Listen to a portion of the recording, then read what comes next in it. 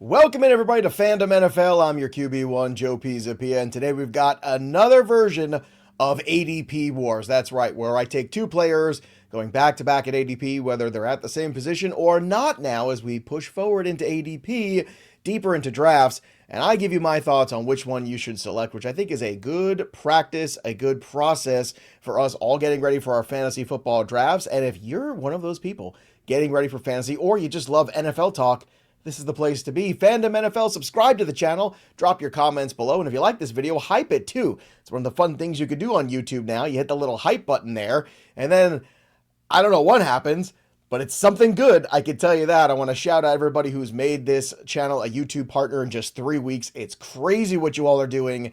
This is your channel as much as it is my channel, so I just want to thank every single one of you. It's been a spectacular ride so far, and we've had some great guests on. We've done some great mock draft shows. We've had some fun Q&As. We've done the deed here. We have done it, and we're going to continue to get better here on the program every single show, every single day. That's what we're doing. So if you're here for the first time, or if you're here coming back again, welcome to Fandom NFL. Subscribe to the channel, and remember, when you do, good things happen. When we get to 5,000 subscribers, we're going to give away the Thurman Thomas autographed helmet. How do you win? Subscribe to the channel, like this video, drop your comment below. Boom, that's it. And when you ring the bell till it goes ding, you never miss a piece of content here on the channel. And we're going to give away a fantasy football black book as well. We're right close to the amount of subscribers, 2,500. When we hit this, we're going to give this one away too. So make sure you get in on that action. All right, let's start talking football here without any further ado, and let's get after it here with ADP War number 1 here. We're going to do today on the show, Kyren Williams versus Josh Jacobs. Now, this is an interesting one here because you're dealing with two running backs who have been very, very productive over the last couple of years for their respective teams. Two running backs that are in pretty solid offenses, though I would argue Kyren Williams is in the better of the two offenses. The offense is going to score more points this year, and more points typically leads to more fantasy points as well when you're talking about running backs like Kyren Williams and Josh Jacobs. Now, the downside with Josh Jacobs, obviously right now, is the unknown about some of the extracurricular stuff going on outside of football, some domestic violence issues and some other stuff, which typically the NFL comes down pretty hard, as they should, on that sort of stuff, but we don't have clarity on it. So there's a lot of risk with Josh Jacobs because of the off-the-field stuff. Now, the on-the-field stuff with Josh Jacobs, the risk is heavy workload the last couple years. All right, that's fair, and that's something that we can look at and understand and realize that he's had over 300 carries 2 of the last 4 years. He's also had double-digit touchdowns 3 of the last 4 years. So I don't want to negate what he has done. The downside potentially when it comes to Kyren Williams is that last year we saw Blake Corum get a lot of work as well. Now, I don't think this is going to be a split backfield anytime right away. But with Kyren Williams, I think one of the most underappreciated assets in fantasy football, when you consider that he has finished as running back 7, running back 7, running back 9 the last 3 years. Everybody keeps trying to replace this guy. He's had at least 1144 on the ground the last 3 years, over 1,200 rushing yards the last 2 years. I think personally the work that you saw Blake Corum get last year was to make sure that Kyren Williams was ready for the playoffs. And that might very well happen again, but I'm going to lean towards Kyren Williams in this. He is one spot higher in ADP. I think Kyren Williams is the guy that I prefer here over Josh Jacobs. It's because of the extracurricular stuff. They just don't know what's going to happen there. And that unknown is scarier to me than Blake Corum kind of eating into any productivity. So round 1 of ADP Wars for me goes to Kyren Williams, who I actually in a Superflex league in Flex, got him as my second running back. I ended up getting him in like the 4th round. It was kind of crazy. Just kept on lasting and lasting to me. And I was like, well, if Kyren Williams is still going to be there, I'm going to take Kyren Williams because I think we're getting a little too concerned about Blake Corum. Now, I will say this. Blake Corum is one of the few handcuffed guys that I actually feel pretty good about because I've seen what he can do in the offense. We know how good that offense is. So one of the few times where I'll actually be a little bit more aggressive when I have a running back to take the guy behind him. This is that one situation maybe this year, maybe the best one for me of an indicator for that. As we get on to the next one here, don't forget also, make sure you go download the RotoWire app. Use that promo code JoeyP where you can get 20% off all of your fantasy tools. We're talking about in-season help with trades and waiver wire. We're talking about the mock draft stuff. We're talking about the draft simulator stuff. We're talking about the assistant GM that helps you in all of your drafts. And you can get all of it with the promo code JoeyP. Head to rotowire.com, download the app. When you use the promo code JoeyP, not only do you get 20% off, but you also help independent creators like me stay afloat because we get a piece of that as well. So we're all together on this. We talked about that before, and I appreciate you going spending your money over at RotoWire because they're good people over there. They know what they're doing, and they recognize talent clearly. I mean, come on. Let's get after the next one here, shall we? All right, number 32 and 33, Malik Nabers and Devonta Smith. Ah, yes, the age-old question. Do we want to go for the freakish upside of Malik Nabers coming off an injury, or for the steady Eddie that is Devonta Smith? Now, a lot of people love Devonta Smith this year, simply based off the fact that no A.J. Brown means more targets to go around. And when we've seen Devonta Smith play without A.J. Brown, we have seen that total go up. We've seen the target volume go up. That's inevitable. The other guy working across from him is a rookie, so they're going to have to lean heavily on Devonta Smith. On the flip side, Malik Nabers is all-world, potentially. Malik Nabers has a chance to finish inside the top 5 overall, but he is coming off an injury. That is the problem here. Jackson Dart still learning on the job to a certain degree. But we're only 1 year removed from Malik Nabers as a guy who had 170 targets, which 109 receptions, 1,204 yards, 7 touchdowns, wide receiver 6 overall. So this has a lot to do with risk and the kind of manager you are and the kind of roster you're building. So for context here, if I'm taking CMC and I don't feel great about it because he's sore and he's having issues already, then Devonta Smith is the safer pick here. If you have a pick in that first round that you just feel like, hey, I've locked in a dude. I locked in somebody that I feel great about. I'm on Ross St. Brown, let's say, right? Who every year is wide receiver 3 and you can set your clock to it. And you're okay going late running back and Malik Nabers there in the second round. You want to take Malik Nabers, I'm okay with it. Or in the third round by some of this ADP that we're talking about here. I'm getting more and more comfortable with Malik Nabers every day that I see him work. He looks sharp. I still think there will be a little bit of a slow ramp up in September. I think he will come off the field a fair amount. But to me, it's about winning leagues. And I think this year there's a lot of depth that I like late at wide receiver position. You can watch the channel. We just did a video about that. Some of those late picks that you can make up some ground with. Just last week, Laquan and I were talking about guys like Jalen Coker too. Like there's some guys out there. There's definitely some dudes you can take some shots on. But for me, swinging for that home run is how you win leagues. And I think Malik Nabers is that guy. Now, I've come around on this because heading into this offseason, heading into this preseason, I was a little unsure of Malik Nabers. I was kind of a fade. If it stays at ADP of 32, I'm much more interested. If it rises to ADP of 25, it's going to get a little tricky. But if we can get this right now, we can get Malik Nabers right there neck and neck with Devonta Smith. Devonta Smith is great. He is safe. If your first 2 picks are a little shaky, right, or a little kind of swinging for the upside, then Devonta Smith is a perfectly good pivot. But swinging for the upside with Malik Nabers is that play, but you got to have some patience for it too, because it might not bear fruit in September. Just understand it's still going to be a process of ramping up for him to get 100%. And you might not see it till mid-October, potentially. But when we see what the upside of Malik Nabers is, he's a top 5 guy. I don't think we could say that of Devonta Smith. So again, the context matters there. Next up here in the ADP Wars, as we move through, let's move to the next one here. ADP of 34 and 35, we've got Breece Hall and Cam Skattebo. Now, Breece Hall, obviously, with the groin issue earlier this week, non-contact injury, went down. They're saying he's going to, check it out, but we think it's okay. Or, this happens to a lot of running backs. I heard Tiki Barber talking about this, actually, and always good to actually hear a guy who did this for a living talk about it, as opposed to a bunch of nerds try to throw out a bunch of ideas. And he said most running backs go through groin issues like this, hip flexor issues like this during training camp. It's very common. Okay, cool.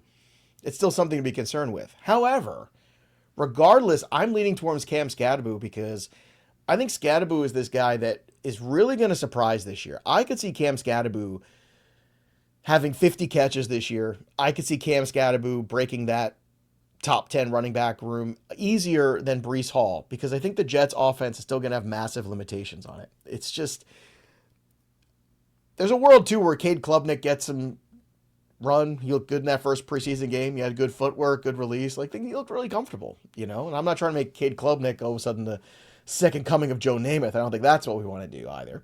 And for those of you who don't know who Joe Namath is, try Google. He was a quarterback that played for the Jets last time that they won the Super Bowl. But I digress. We are talking about the upside of an all-purpose back in Cam Skattebo versus a very solid talent in Breece Hall on an, I think, underwhelming offense that's probably going to be playing from behind a lot too. So let's keep that in mind. I think that the Jets defense will be improved, but you're going to be playing the Patriots twice. You're going to be playing the Bills twice in your own division. You look at the rest of the Jets schedule. I think there's a lot of games where they're playing from behind in the second half. And that's when you start moving away from the run game a little bit. Breece Hall can catch the football in the backfield. He's capable of that.